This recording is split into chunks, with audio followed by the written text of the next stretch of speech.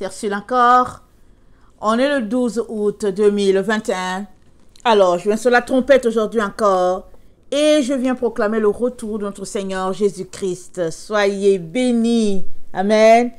Et ne vous laissez pas distraire. Ne nous laissons pas distraire. Amen. Et demeurons concentrés. Faisant ce que nous sommes appelés à faire. Amen. C'est-à-dire nous dépouiller du monde.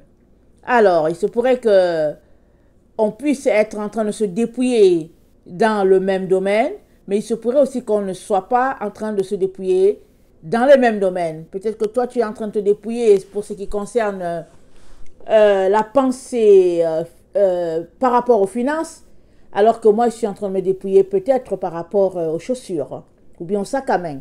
Amen. Toujours est-il qu'on doit se dépouiller. On doit se dépouiller de tout ce qui attire le monde, tout ce qui est une valeur dans ce monde.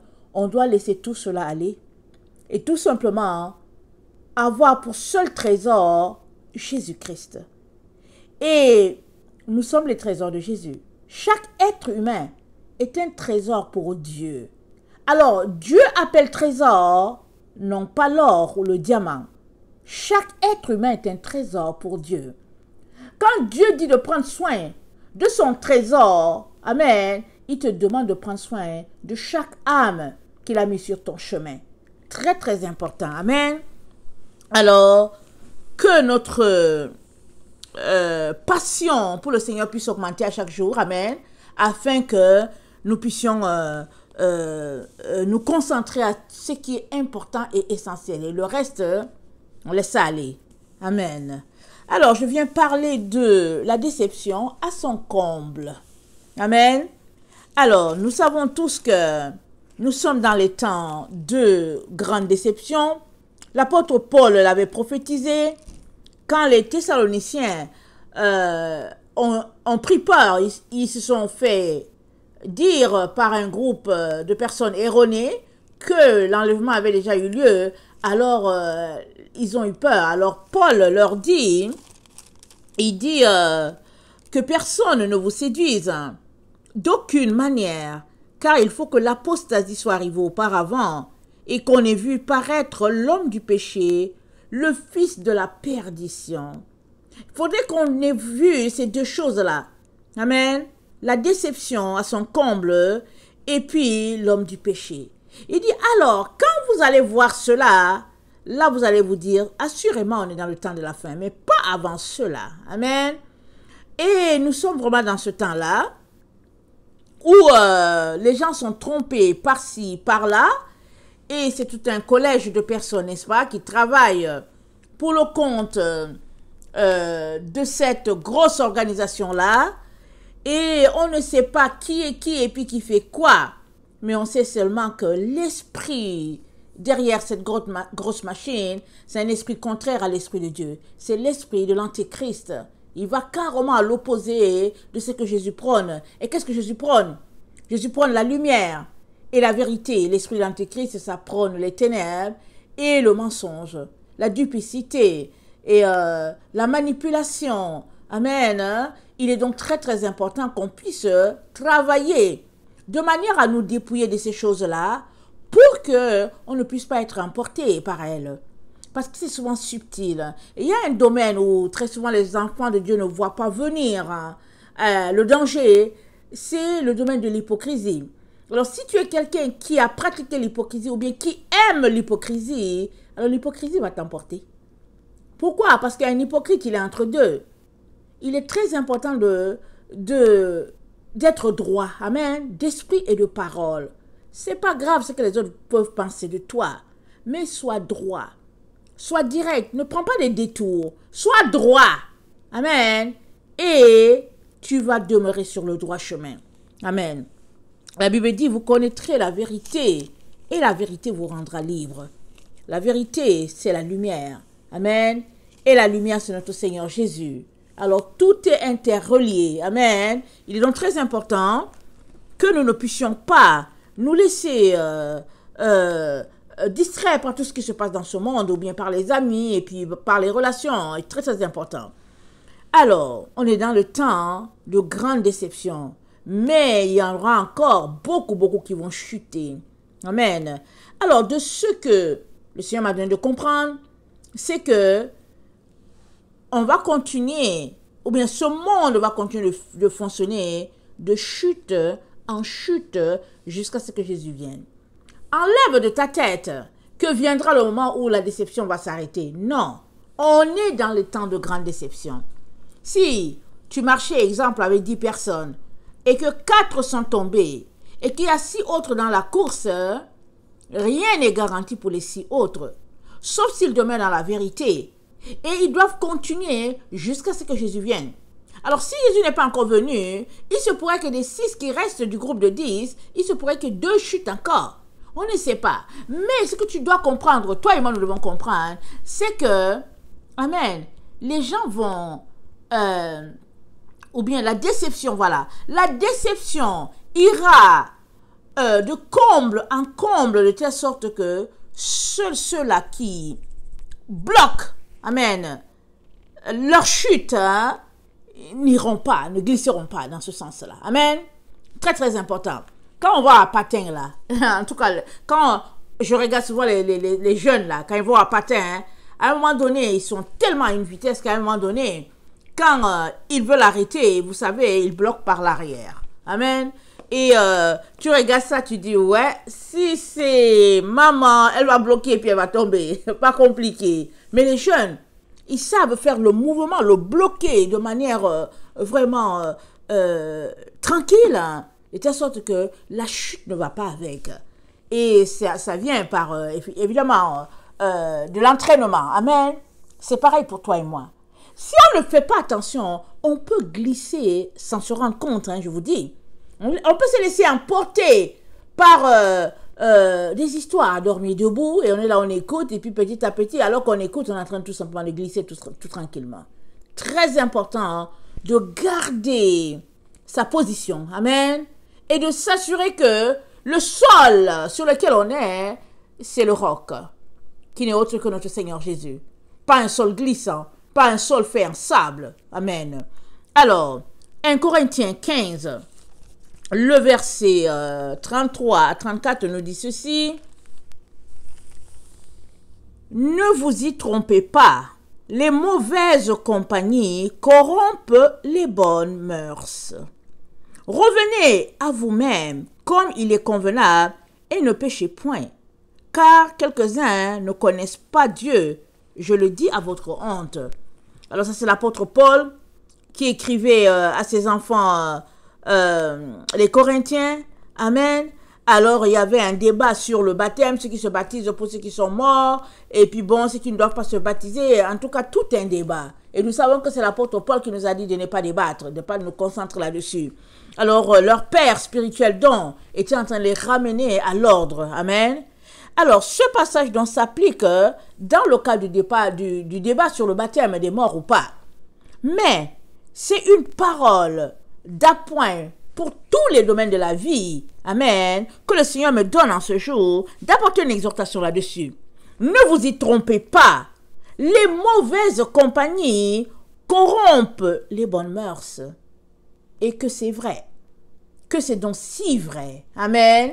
Et souvent le Seigneur permet que tu continues un chemin avec des personnes de mauvaise moralité, des personnes qui ne sont pas d'un bon exemple pour toi, parce qu'il veut que toi-même tu te rendes compte qu'il est temps que tu t'en sépares. Mais la Bible dit, heureux celui qui ne marche pas, ça c'est le psaume 1, qui ne s'arrête pas et qui ne s'assied pas. Tu commences par marcher, alors tu trouves que ce que ton camarade dit est intéressant, tu t'arrêtes, tu l'écoutes encore, et après il te dit, gars, voilà un café, asseyons-nous, et puis tu t'assois, et il te dit qu'il a une bonne affaire. Parce que dans ce temps-ci, on parle beaucoup des affaires. Il te dit, on a une bonne affaire, il y a un truc de pyramide, et puis bon, on va gagner, à la fin, si ça marche, on va gagner chaque mois 10 000 euros. Tu dis, quoi? Est-ce que c'est vrai? Il dit, oui, c'est vrai. Et voilà, tu t'es assis, et voilà, il t'a fait miroiter quelque chose, alors que toi, tu étais avec ta Bible, et tu partais évangéliser. et subitement quelqu'un vient de te détourner de ce que tu es en train de faire. Comment? Parce que tu lui as dit bonjour. Tu l'as rencontré, tu lui as dit bonjour. Et bon, finalement, il trouve que tu es la personne que Dieu a envoyée sur son chemin et il te trouve les oreilles avec toute son histoire. Mais, qu'est-ce que Dieu te dit? Dieu te dit que quand tu vois de telles personnes, tu prends tes jambes à ton cou et tu fuis. Laisse-lui à ses passions. Et toi, continue de s'aimer. Amen. La Bible à la main. Parce que tu ne sais pas combien de trésors tu enverras à la maison du Père. Amen. Tu ne sais pas. Alors, dans l'apôtre Paul nous dit, ne vous y trompez pas. Les mauvaises compagnies corrompent les bonnes mœurs. Ça, c'est vrai. Revenez à vous-même. Il dit, rentrez en vous-même. Il nous dit de nous examiner, de rentrer, de faire une rétrospective de notre propre personne, un bilan rapide de ce que nous faisons, de qui nous sommes, ce que nous sommes venus faire sur la terre, et vraiment de faire le bilan et de décider ce que nous voulons vraiment faire. C'est ça qu'il est en train de dire. Il dit, comme il est convenable, et ne péchez point. Alors tu rentres en toi-même pour une seule chose, pour sortir d'une situation qui te conduirait loin de Dieu, la situation de péché. La Bible dit tous sont péchés et sont privés de la gloire de Dieu. Mais Dieu, pour son amour envers nous, en ce que lorsque nous étions encore pécheurs, Christ est mort pour nous. Il est mort pourquoi? Il est mort pour nous délivrer. Alors si tu reconnais ton état de pécheur et que tu saisis le sacrifice de la croix et que tu acceptes de faire du sacrifice de la croix, tiens, amen, alors tu seras sauvé. Alors tu proclameras la vérité et par toi, amen, Dieu délivrera plusieurs. Il est donc très très important que tu saisisses que plusieurs comptent sur toi. Ou bien je vais le dire autrement, il est important que tu comprennes que la vie de plusieurs réside entre tes mains. Oh oui, c'est vrai. La vie de plusieurs est entre tes mains parce que tu es le canal que Dieu a décidé d'utiliser pour les amener à lui. Mais toi, en es-tu conscient? Si tu en es conscient, qu'est-ce que tu fais pour détester le péché? Amen. Afin que tu sois un récipient pur pour recevoir la gloire de Dieu. Qu'est-ce que tu fais? Très très important, mes frères. Tout le monde est soumis à, comment on appelle ça? À cette épreuve-là. Amen. Nous débarrassant des choses du monde et revêtant les choses du royaume. Gardant les yeux fixés sur les choses d'en haut. Amen. Où Christ siège à la droite du Père. Très, très important. Alors, donc Paul nous encourage donc à choisir nos compagnies. Pourquoi? Parce que Éphésiens 3, amen, le verset 13 nous dit, Éphésiens 3, le verset 13 nous dit, aussi je vous demande de ne pas perdre courage à cause de mes tribulations pour vous. Elles sont votre gloire.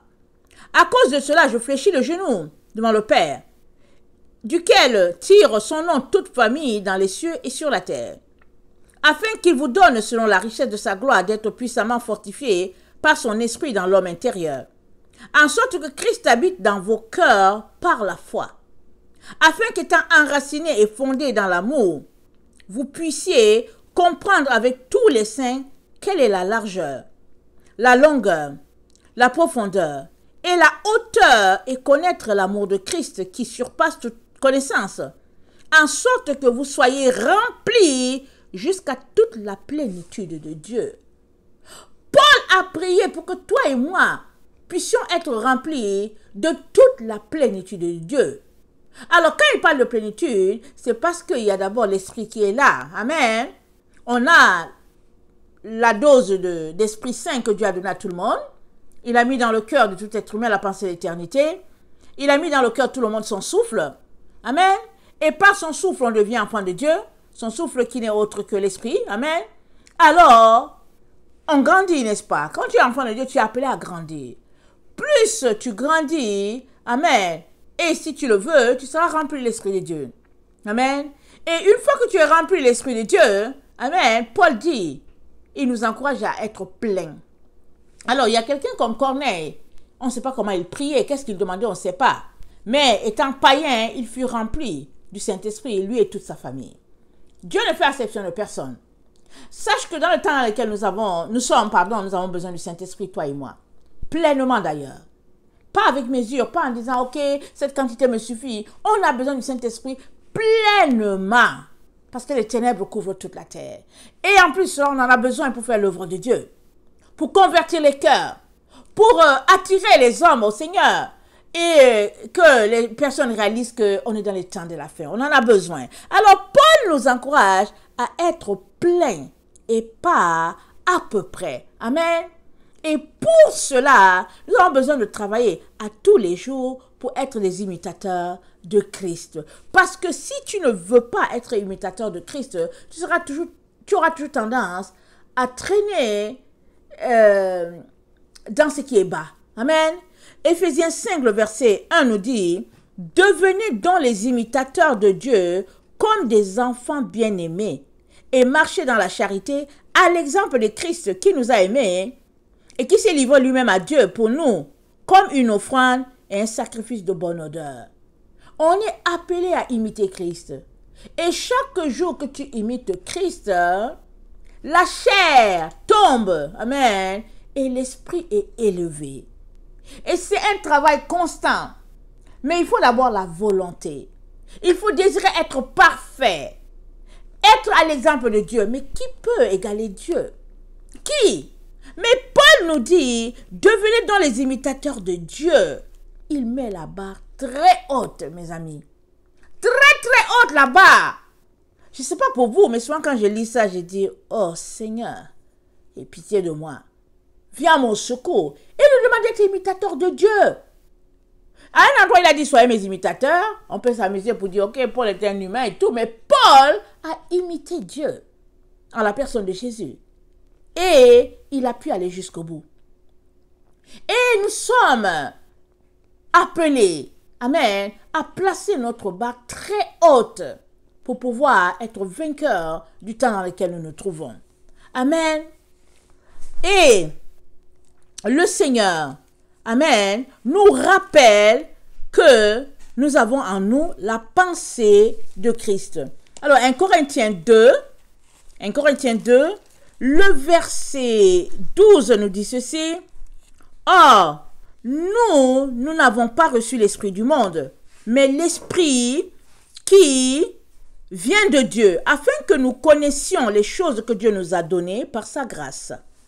Et nous en parlons, non avec des discours qu'enseigne la sagesse humaine, mais avec ceux qu'enseigne l'esprit, employant un langage spirituel pour les choses spirituelles.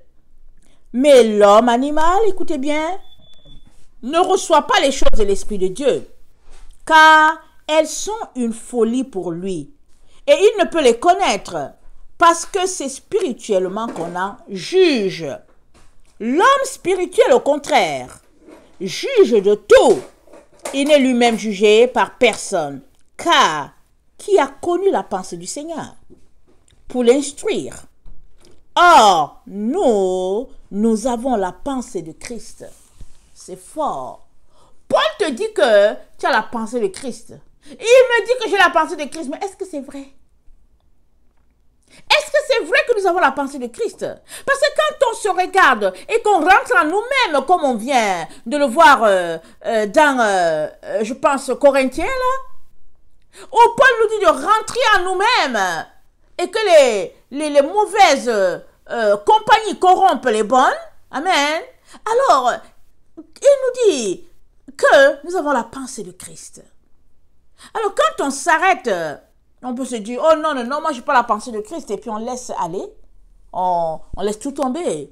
Ou bien, on comprend que Paul est en train de nous exhorter à avoir la pensée de Jésus. Il est en train de nous exhorter à élever notre barre de telle sorte que nous puissions être en train d'imiter Dieu, comme on l'a lu dans Éphésiens 5. Alors, dans Éphésiens 5, amen, il nous a dit d'être des imitateurs de Dieu. Et dans Corinthiens, le même Paul nous dit que nous avons la pensée de Christ. c'est trop fort. Il nous place à un piédestal qu'on regarde, on se dit, mais c'est pas possible, Seigneur, je n'ai pas ta pensée. Seigneur, éloigne-toi de moi, je suis souillé. Mais Paul te dit que tu as la pensée de Christ. Il dit la même chose pour moi. Alors, on doit comprendre ce passage-là comme si on doit comprendre qu'il nous exhorte à laisser les pensées du monde pour épouser la pensée de Christ. Et la pensée de Christ, ce n'est pas compliqué, n'est-ce pas? Il a dit, recevez mes instructions et prenez mon joug, car mon joug est léger et je suis humble de cœur. Son joug est léger. C'est pas lourd. Et c'est quoi son joug? Il n'y en a pas. Son joug, c'est qu'il nous a aimés, il nous demande de nous aimer les uns les autres. Et il nous donne des balises par les commandements divins afin de demeurer dans la grâce divine. C'est ça que Jésus-Christ nous a enseigné. Voilà le résumé de la vie de Jésus sur terre. Si tu as compris cela et que tu mets ça en pratique, bravo. C'est aussi simple que ça. Mais la question c'est, est-ce que tu es prêt à le faire? Parce que souvent, la chair, elle tire d'un bord. Elle tire tellement que finalement, on cède et puis on se dit, Seigneur, après tout, je suis un être humain. Mais c'est pas ça que Paul nous dit. Paul nous place à un niveau élevé en nous disant que la pensée de Christ est en nous. Et parce que la pensée de Christ est en nous, nous ne pouvons pas faire les choses comme nous aimerions les faire. Amen. Parce qu'il dit que nous n'avons pas reçu l'esprit du monde, le verset 12 de 1 Corinthiens 2. Il dit, oh, nous n'avons pas reçu l'esprit du monde, mais l'esprit qui vient de Dieu, afin que nous connaissions les choses que Dieu nous a données par sa grâce. Et ça, c'est vrai. Il y a des choses que Dieu te révèle, et puis bon, tu es là, tu sais que tu as la révélation. Et ce n'est pas l'esprit du monde qui te l'a révélé. D'ailleurs, le monde va dire, tu es fou, tu es folle, ils vont dire n'importe quoi. Amen.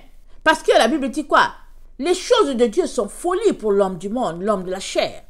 Mais pour toi qui es enfant de Dieu, ils sont grâce, ils sont bénédiction. Amen. Ils sont lumière.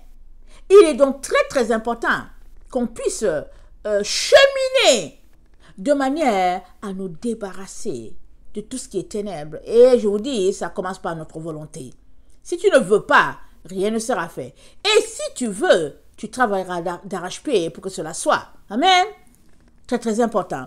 Alors, on retourne dans Éphésiens. Aujourd'hui, je navigue entre les deux, Corinthiens et Éphésiens. Alors, Éphésiens 4. Amen. Le verset 17 nous dit ceci. Ça dit, voici ce que je dis et ce que je déclare dans le Seigneur, c'est que vous ne deviez plus marcher comme les païens qui marchent selon la vanité de leurs pensées. Voilà. Paul te dit que tu as la pensée de Christ. Or, toi et moi, nous savons que nous n'avons pas cette pensée-là. On ne l'a pas. Mais Paul insiste et te dit que tu l'as. Alors, il est en train de te dire quoi? De te débarrasser de la pensée du monde et la pensée de Christ va s'inculquer en toi. Elle sera en toi comme quelque chose d'indélébile, une marque. Rappelons-nous, ceux qui marchent par l'Esprit de Dieu sont marqués du sceau de Dieu. Amen. Et Dieu dit, ne leur faites pas du mal. Il ne fait pas du mal à ceux qui m'appartiennent. Alors, le sceau de Dieu est en toi. Si c'est vrai, et je crois que c'est vrai, alléluia, amen, il est donc important que tu puisses arrêter de marcher sur la vanité de ce monde. Parce que les pensées de ce monde sont des pensées vaines. Elles ne mènent nulle part que dans les ténèbres. Elles n'amènent pas à Dieu. Et tu as besoin de quitter ces pensées-là parce qu'elles t'égarent. Elles font de toi un ennemi de Dieu. Or, toi, tu veux être son enfant, tu veux être son ami. La Bible dit, le verset 18, nous sommes toujours dans Éphésiens 4, ils ont l'intelligence obscurcie, ils sont étrangers à la vie de Dieu, à cause de l'ignorance qui est en eux. À cause de l'ignorance. Et nous savons que l'ignorance, c'est les ténèbres. L'ignorance, c'est le sommeil, c'est la lourdeur. C'est ça l'ignorance. Et c'est une maladie. C'est une véritable maladie. Parce que si tu es ignorant, tu ne sais pas ce qui se passe autour de toi. Les gens sont en train de faire ton procès et tu ne sais pas. Les gens sont en train de décider qu'ils vont vendre ta maison. tu ne sais pas, tu ne sais rien. Les gens te calculent, tu ne sais rien parce que tu es ignorant et c'est une grave maladie. Et il faudrait que tu reconnaisses que tu es malade, si tu es un ignorant, et que tu décides de te guérir de cette maladie-là. Dieu peut te guérir parce que l'ignorance se guérit par la lumière divine. Et la lumière divine, pour l'avoir, il faudrait que tu viennes dans la présence de Dieu, te débarrassant des choses du monde afin de revêtir la pensée de Christ. Amen. Alors, il dit, ils ont l'intelligence. Il dit, à cause de l'ignorance qui est en eux, à cause de l'endurcissement de leur cœur. Pourquoi il parle d'endurcissement du cœur? C'est parce que ton cœur étant endurci, tu ne veux pas quitter les choses là que tu chéris. Alors tu insistes là-dessus. Alors que Paul te dit que tu as la pensée de Christ. Et au lieu de te débarrasser de la pensée du monde, tu veux avoir et la pensée du monde et la pensée de Christ. Or, l'Esprit de Dieu ne demeure pas en toi avec un autre esprit. S'il y a un autre esprit, l'Esprit de Dieu, il s'en va. Il s'en va, il te laisse. Il est le seul maître à bord pour te diriger et pour te conduire. Tu as besoin de laisser aller les pensées du monde, les valeurs du monde. Amen. Et il dit, ayant perdu tout sentiment, ils se sont livrés à la dissolution pour commettre toute espèce d'impureté jointe à la cupidité. Mais vous, ce n'est pas ainsi que vous avez appris Christ. Si du moins, vous l'avez entendu et c'est conformément à la vérité qui est en Jésus. Conformément à la vérité qui est en Jésus. Pas la vérité qui est dans Bouddha. Pas la vérité que tu as appris sur les bancs. Pas la vérité qui est sur ton lieu de travail. La vérité qui est en Jésus. C'est ça la vérité. Parce que la vérité en Jésus, elle est absolue. D'ailleurs, la vérité, elle est absolue. Toutes les autres vérités, c'est les vérités montées de toutes pièces. Il y a une seule vérité, elle est absolue et puis elle est divine. Ça, comprends-le bien. Si tu te mets à discuter, c'est là que tu vas perdre les pédales. Mais une fois que tu sais que la vérité, elle est absolue, alors tu fonctionnes là-dessus. Et ça va te délivrer. C'est comme ces personnes-là qui pensent que Jésus est fils de Dieu, mais il n'est pas Dieu. Une fois que tu embarques là-dessus, c'est fini pour toi. Je te dis, mon frère, ma soeur, c'est fini. Sache que Jésus-Christ est Dieu. Alors, si c'est là que tu es, alors je te dis, ta base, elle est bonne. Jésus est Dieu. Mais si tu commences à dire, ouais, il est fils de Dieu, il est ceci, tu veux essayer de démontrer, voilà, tu es en train de te mettre les pieds dans les filets. Et c'est fini pour toi. Ce sera difficile de t'en sortir. Tu vas t'enliser à chaque moment. Jésus est Dieu. Et c'est la même chose. Alors, Paul nous dit, il dit, la vérité, elle est en Jésus. C'est en lui que vous avez été appris, vous avez été instruits à vous dépouiller. Nous sommes appelés à nous dépouiller. Pourquoi? Pour que Jésus puisse habiter en nous pleinement. Jésus n'habite pas avec quelqu'un d'autre. Il est le seul maître à bord. Ça, tu dois comprendre. Quelqu'un d'autre ne peut pas habiter là. C'est lui et lui seul. Si tu n'es pas prêt à le laisser faire, à le laisser prendre tout l'espace, c'est que tu n'es pas prêt vraiment à faire de lui ton sauveur et ton maître. Ça, c'est pas compliqué. Aussi simple que ça. Alors, vous avez appris à vous dépouiller, eu égard à votre vie passée, du vieil homme. On a appris à se dépouiller du vieil homme. Et ça, là, quand on prend toute la Bible, ce n'est que ça. Ce n'est que ça. De l'Ancien Testament au Nouveau, ce n'est que ça. Nous sommes appelés à nous dépouiller à tous les jours. Et on se dépouille comment? Dans la prière, dans le jeûne, dans la repentance, dans la demande de pardon aux uns et aux autres, dans le choix de ne pas cliquer certains sites et de s'abstenir de certaines choses. C'est toujours notre volonté qui est à l'avant pour aller dans un sens ou dans l'autre. Alors si tu sais que aller dans ce sens, ça va te diminuer dans ta relation avec le Seigneur, tu n'y vas plus. Tu te gardes, même si ça te gratte. Ça te gratte d'aller là-bas, ne va pas. Fais autre chose. Alors que tu fais du mal à ta chair, tu es en train d'élever l'Esprit de Dieu en toi. Tu es en train de tuer le vieil homme. Tu es en train de revêtir l'homme nouveau qui n'est autre que Christ. Et si Christ habite pleinement en toi, amen, alors ça dit que tu marches désormais selon la justice et la sainteté produites par la vérité. Et c'est à ça que nous sommes appelés à arriver à notre point final. Nous sommes appelés à arriver à un état de sainteté et de justice, amen, en nous, de telle manière qu'il n'y a aucune ombre de variation. C'est là que nous devons arriver. Parce que nous sommes dans le temps où nous sommes complètement déplumés. Il faut que je le dise là. Alors, la déception, amen, elle continue son travail à tous les jours, à chaque heure. À chaque heure. Si aujourd'hui tu n'es pas tombé, tu n'as pas été emporté par la vague, amen, que dis-tu de demain? Alors si aujourd'hui, tu es arrivé à être vainqueur de la journée, à la fin, quand tu dis merci à Dieu et que tu demandes pardon pour tes péchés de la journée, prépare-toi encore pour que demain, ce soit un jour de victoire. Et ça se fera dans la prière, dans le jeûne, dans le réveil matinal, en train de dire Seigneur, au secours, au secours. Ce n'est qu'une vie comme ça qui te donnera, amen, d'être victorieux et d'avoir laissé le vieil homme. Si tu pratiques, si tu fais de cette pratique-là une habitude, tu te débarrasseras du vieil homme. Cet homme-là, ce vieil homme qui a grandi avec toi, que tu as peut-être acquis depuis la famille, depuis la vie avec les parents, et petit à petit, tu as continué de bâtir là-dessus.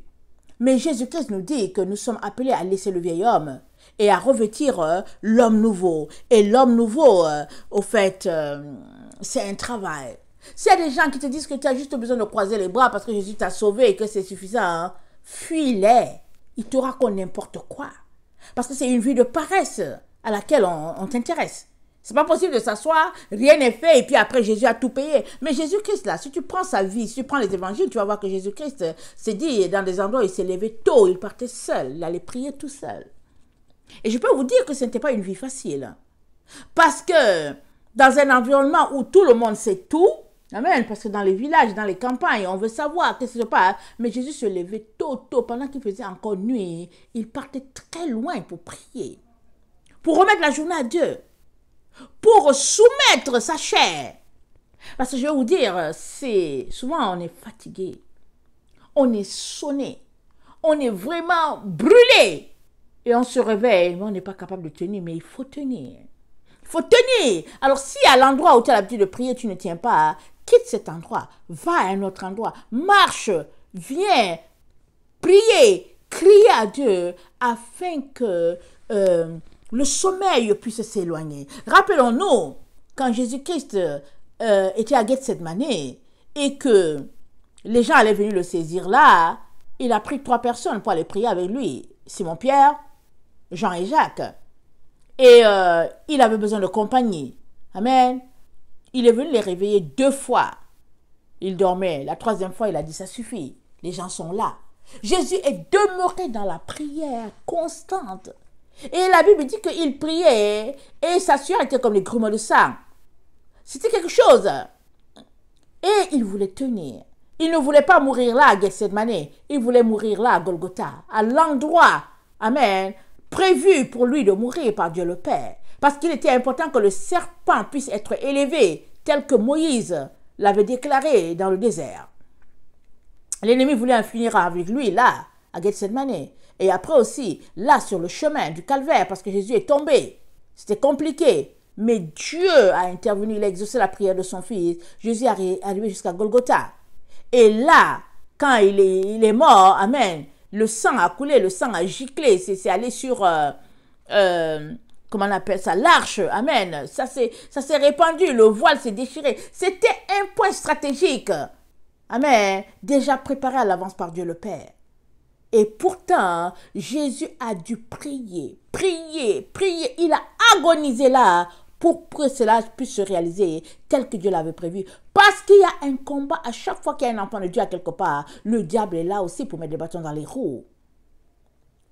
Alors, ce qui fait notre joie, amen, en tant qu'enfant de Dieu, c'est d'avoir la victoire sur nos combats. C'est ça qui fait notre joie.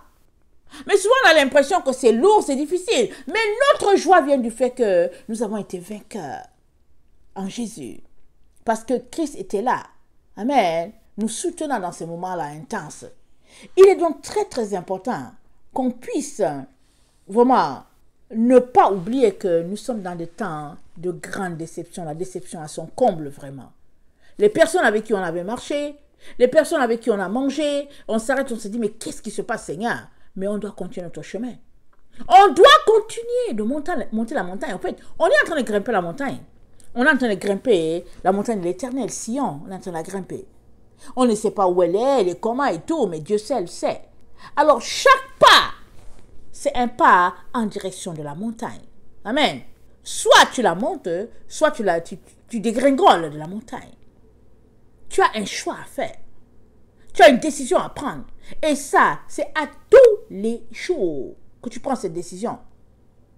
Prière, jeûne, repentance, lecture de la parole, prédication. Tu es là-dedans, vraiment en demandant au Seigneur, Seigneur, au secours. Seigneur, au secours. Alors, Éphésiens 5, le verset 5 à 6 nous dit ceci, je vais finir avec. Que personne ne vous séduise par de vains discours. Car c'est à cause de ces choses que la colère de Dieu vient sur les fils de la rébellion. Que personne ne te séduise par de vains discours, par des histoires à dormir debout, des histoires farfelues. Ne te laisse pas emporter dans ça. Demeure dans la présence de Dieu. Demeure dans la vérité, dans la parole. Demeure là-dedans. N'ayez aucune part avec eux. Non, n'ayez pas. Autrefois, vous étiez ténèbres. Et maintenant, vous êtes lumière dans le Seigneur. Marchez comme des enfants de lumière. Car le fruit de la lumière consiste en toutes sortes de bonté. Amen. Justice. Amen. Vérité. 3 choses. Le fruit de la lumière. La lumière a un fruit. On le voit dans ta vie par ta vie de bonté, ta vie de justice, ta vie de vérité. Et là, on sait que la lumière de Dieu en toi. Examinez ce qui est agréable au Seigneur. Et ne prenez point part aux œuvres infructueuses des ténèbres, mais plutôt condamnez-les. Est-ce que tu condamnes les œuvres des ténèbres? C'est très important. Condamner t'amène à te dissocier de quelque chose. Il est important que tu condamnes, que tu déclares que je ne suis pas dedans. Tu dis non, moi je ne suis pas dedans. Non, au nom puissant de Jésus, je ne suis pas dedans, je ne marche pas là. Si quelqu'un vient te voir et dit que, ah oui, tu sais quoi, allons-y, on va aller, on fait juste un tour, là, un petit tour en boîte de nuit aujourd'hui, ça te dérange pas, ça ne va pas causer quelque chose, on ne te demande pas de faire quelque chose, mais accompagne-nous juste. Tu dis, non, au nom de Jésus, je ne suis pas là-dedans. On dit, non, on a besoin d'un lift. On dit que prenez votre bus, prenez votre taxi, allez-y. Pourquoi vous voulez que je vous accompagne, moi? Pourquoi moi? J'ai renoncé à la vie de bar, je dis que je ne veux plus cette vie-là. Même si on a marché ensemble par le passé, je n'y suis plus. Pourquoi voulez-vous que je vous accompagne? Pourtant, vous pouvez prendre un taxi. Vous voyez, ça c'est la ruse de l'ennemi. L'ennemi est très rusé. Il va venir et dire, est-ce que tu veux venir avec moi à tel endroit?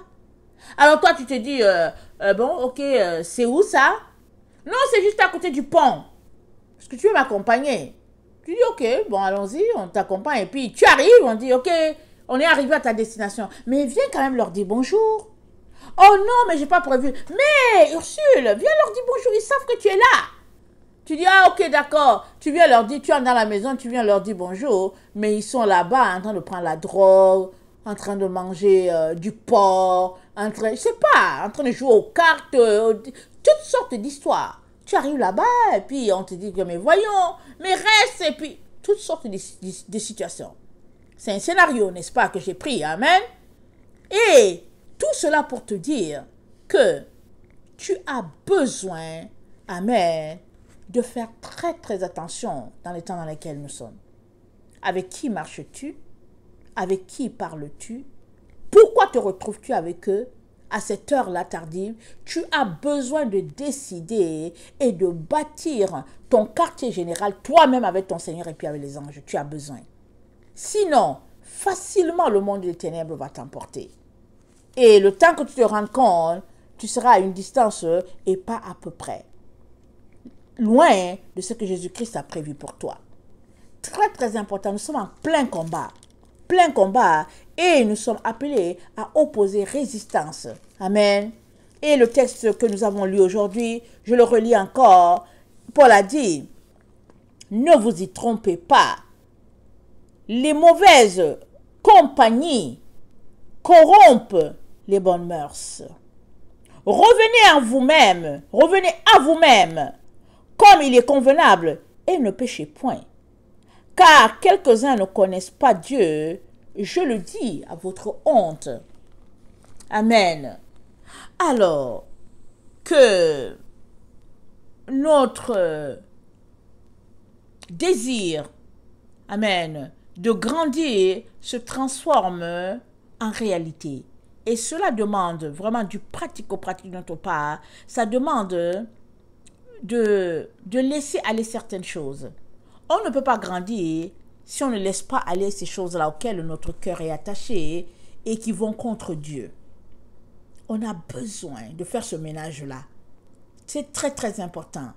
Et vous n'allez pas le regretter. Pour le moment, cela paraît difficile peut-être. Amen. Parce qu'il y a les amis, il y a la famille, il y a la pression. Mais une fois que vous aurez fait une certaine vitesse de croisière, amen, tout seul, vous allez vous rendre compte que vous avez pris la meilleure décision. Vraiment la meilleure. Amen. Et vous serez heureux, vous serez content d'avoir quitté cette voie-là et d'avoir embrassé la voie de la vérité, la voie de la pureté, la voie de la lumière. Voilà. Que le Seigneur bénisse sa parole. Je vous aime beaucoup et Dieu davantage. Maranatha, Jésus revient. Amen et Amen.